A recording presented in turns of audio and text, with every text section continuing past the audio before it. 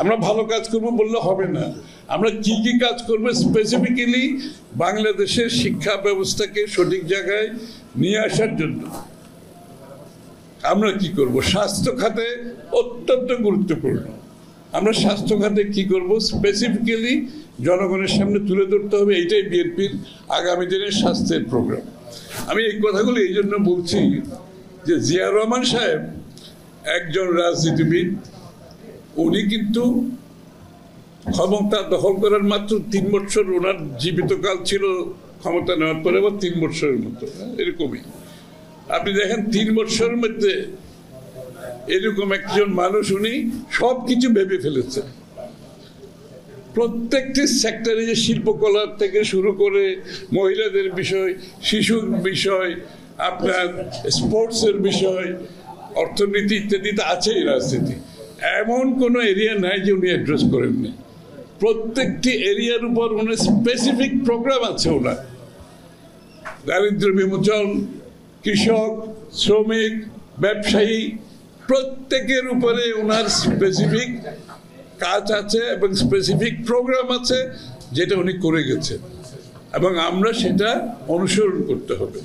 জিয়া রহমান সাহেব উনি শুধুমাত্র একজন রাষ্ট্রপ্রধান ছিলেন না, ওনার বিষয়টা আমাদের একটু গভীরে বোঝা দরকার। জিয়া রহমান সাহেব একজন রাষ্ট্রপ্রধান ছিলেন, সরকার প্রধান ছিলেন। জিয়া রহমান সাহেব একজন রাজনীতিবিদ ছিলেন।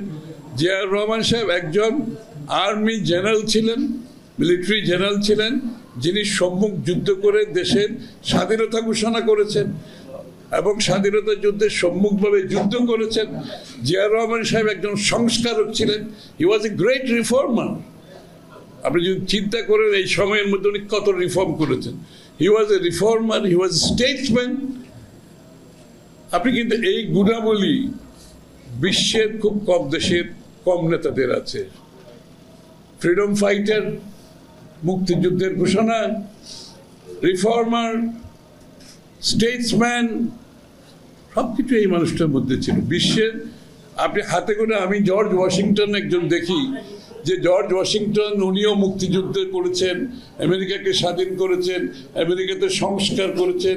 আজকের আমেরিকার অন্যতম একটা ফাউন্ডার যে চিন্তাবিদ, সেটা হচ্ছে জর্জ ওয়াশিংটন। জিয়া রহমান সাহেবকে আমরা সেইভাবে তুলনা করতে গেলে বিশ্বের খুব বেশি। ভিটামিন ও ফাইবার সমৃদ্ধ ফ্রেশ আটা ময়দা সুজি আপনাকে দিবে সুস্বাস্থ্যের নিশ্চয়তা। ফ্রেশ আটা ময়দা সুজি, যার মধ্যে সবগুলো গুণাবলী ছিল এবং যে জন্য মাত্র 3-4 বছরের মধ্যে পুরো একটা দেশকে ট্রান্সফরমেশন করে কোথা থেকে কোথায় নিয়ে আসছেন। শুধু যে রাজনৈতিকভাবে আমরা এসেছি তা না, অর্থনৈতিকভাবে, সামাজিকভাবে, জাতি হিসাবে, একটা সভরেন নেশন হিসাবে, জাতীয়তাবাদের জাতির একটা সত্তা যেটা অনুভব করেছিল, অনুপস্থিত ছিল, সেটা উনি দিয়েছেন। একটা জাতি, একটি দেশ এর নিজস্ব স্বাধীনতা, সার্বভৌমত্বের যে একটা গর্বিত অবস্থান, সেটাও কিন্তু উনি দিয়েছেন। সুতরাং জিয়া রহমান সাহেব সম্বন্ধে বলতে গেলে এগুলো শেষ হবে না। আজকে আমরা যখনই যেই সমস্যায় বাংলাদেশ আমরা অ্যাড্রেস করি, জিয়া রহমান সাহেবের ফিলোসফি, দর্শন, ভাবনা চিন্তা চলে আসে, অটোমেটিক্যালি চলে আসে আমার সামনে। এই যে অর্থনীতি বলে আজকে আমরা যে প্রেস কনফারেন্সটা করে আসলাম, বেসিক্যালি জিয়া রহমান সাহেব অর্থনীতিকে যেভাবে অ্যাড্রেস করছে, যে দেশের কৃষক, শ্রমিক, ব্যবসায়ী, পেশাজীবী, সর্বস্তরের মানুষকে চিন্তা করে অর্থনীতিকে একটি কর্মকাণ্ড করেছে। সকলকে কিন্তু উনি এই অর্থনীতিতে অংশগ্রহণের জন্য একটা লেভেল প্লেইং ফিল্ড সৃষ্টি করে দিয়েছেন। এর আগে অর্থনীতি ছিল আওয়ামী গোষ্ঠীর একটা অর্থনীতি, ওরা দেশ অর্থনীতি পরিচালিত করত, তাদের সুবিধা মতো পলিসি হতো, তারা অর্থনীতি নিয়ন্ত্রণ করত সরকার। কিন্তু জিয়া রহমান সাহেব কি করেছেন, উনি বলছেন অর্থনীতি হতে লেভেল প্লেইং ফিল্ড থাকবে, বাংলাদেশের প্রত্যেকটি নাগরিক সমানভাবে যাতে অংশগ্রহণ করতে পারবে, সেরকম একটা লেভেল প্লেইং ফিল্ড থাকতে হবে। এখন যার যেটা সক্ষমতা আছে, সৃজনশীলতা আছে, দক্ষতা আছে, সেটার উপরে ভিত্তি করে প্রত্যেকটা মানুষের সমান অধিকার যাতে থাকে অর্থনীতিতে অংশগ্রহণের জন্য, যেটা মুক্তবাজার অর্থনীতি। সরকার চালিত অর্থনীতি থেকে মুক্তবাজার অর্থনীতি। রাজনীতিতে তো উনি খুলে দিয়েছেন, সবাই জানেন আপনারা। রাজনীতিতে আওয়ামী লীগকে উনি পুনর্বাসন করছেন, শেখ হাসিনাকে দেশে ফিরার আনতে সুযোগ করেছে শুধুমাত্র মুক্ত চিন্তার জন্য, সকলের অংশগ্রহণের জন্য। কাউকে বাদ দিয়ে প্রতিহিংসা প্রতিশোধের রাজনীতি করে কোনো জাতি কিন্তু এগোতে পারে না। আমি আনন্দিত তারেক রহমান সাহেব এই কথাগুলি অক্ষরে অক্ষরে পালন করছেন, যে কোনো প্রতিশোধের রাজনীতি হবে না, প্রতিহিংসার রাজনীতি হবে না। হ্যাঁ, বিচার হতে হবে, এদের সকলের সঠিক বিচার ছাড়া সেটা না করলে দেশ আবার এই ধরনের খারাপ স্বৈরাচার ফ্যাসিস্টের পাল্লায় পড়ে যাবে। সুতরাং সঠিক বিচার করতে হবে, কিন্তু প্রতিশোধ প্রতিহিংসা দিয়ে যদি আমরা সার্বক্ষণিক আমরা যদি জড়িত হয়ে পড়ি, তাহলে এই চ্যাপ্টারটা তো ক্লোজ করতে হবে। এই চ্যাপ্টার ক্লোজ না করলে জাতি তো এগোতে পারবে না। এবং আমি একটা জিনিস বলি, যারা শেখ হাসিনার সরাসরি হুকুমে যারা গুম হয়েছে, খুন হয়েছে, যারা দুর্নীতিগ্রস্ত হয়েছে, যারা সরাসরি হুকুম পালন করেছেন, তাদের একটা শেড আছে এখানে। কিন্তু এই যে খারাপ কাজগুলো করেছে শেখ হাসিনা ফ্যাসিস্ট, এখানে কিন্তু ক্রাইমের অনেকগুলো শেড আছে। যারা সরাসরি ইনভলভ ছিল শেখ হাসিনার হুকুম পালন করেছেন, যারা কমপ্লিসিট অংশগ্রহণ করেছেন, যারা অ্যাপোলজিস্ট, আপনাদের মতো যারা আছেন, আপনাদের মতো যারা একাডেমি আছেন, তাদের কিন্তু অনেকে শেখ হাসিনার অ্যাপোলজিস্ট ছিল, সমর্থন দিয়েছে লেখালেখির মাধ্যমে, বক্তব্যের মাধ্যমে এই সরকারকে তারা সমর্থন দিয়েছে। তো তাদেরকে তো আপনি জেলে পাঠাতে পারবেন না, তাদেরকে জাতির সামনে এসে মাপ চাইতে হবে।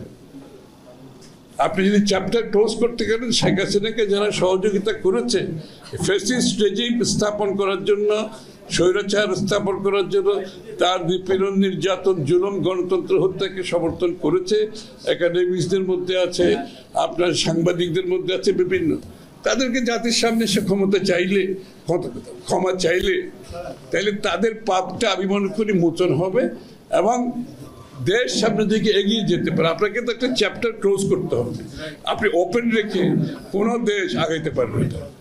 ওয়ান্স দে অ্যাপোলোজাইজ, তারা মাপ চাওয়ার পরে, ক্ষমা চাওয়ার পরে আমরা মনে করব চ্যাপ্টার। আর যারা ক্রিমিনাল অ্যাক্টিভিটিতে ছিল, হত্যা, গুম, দুর্নীতির মধ্যে, তাদের তো আপনি পূর্ণাঙ্গ বিচার করে তাদের ব্যবস্থা করতে হবে। তো আমি মনে করি আজকে যেটা সবচেয়ে বেশি প্রয়োজন, যে জিয়াউর রহমান সাহেবের যে দেশ গঠন, আধুনিক বাংলাদেশ গঠন এবং বাংলাদেশকে স্বাধীন সার্বভৌম দেশ করার জন্য ওনার যে বাংলাদেশি জাতীয়তাবাদের মাধ্যমে পুরো জাতিকে উনি সেদিন এনার্জি ক্রিয়েট করতে পেরেছিল, পুরো জাতিকে উনি সম্পৃক্ত করতে পেরেছিল। একটা গর্বিত জাতি হিসাবে, একটি স্বাধীন রাষ্ট্র যেখানে গর্বের মাধ্যমে আপনি একটা রাজনীতি পরিচালনা করতে পেরেছেন, বিশ্বের সামনে দাঁড়াতে পেরেছেন। তা আমি মনে করি আমাদের জিয়াউর রহমান সাহেবের কাজগুলো অব্যাহত রাখতে হবে। তার দর্শন, তার ভাবনা, তার চিন্তা আমাদেরকে ধারণ করতে হবে।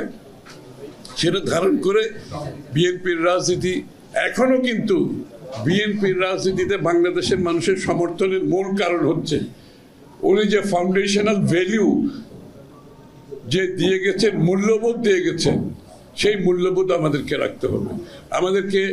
আমাদেরকে মিউচুয়াল রেসপেক্ট রাখতে হবে। আরেকজনের ভিউর সাথে মুক্ত চিন্তার কথা বলবো, কিন্তু আরেকজনের ভিউকে আমি রেসপেক্ট করবো না, সেটা তো হতে পারে। আমি দ্বিমত পোষণ করতে পারবো, but I have to respect their views. দ্বিমত থাকবে, আমাদের এই কালচারগুলো ডেভেলপ করতে হবে আগামী দিনে। এবং জিয়াউর রহমান সাহেব কিন্তু কারো বিরুদ্ধে খোলাখুলি আপনি দেখবেন, কোনো সময় সরাসরি কারো বিরুদ্ধে কিন্তু ওনার বক্তব্য ফলো করেন, উনি কি করতে চান সেই কাজগুলো করেছেন।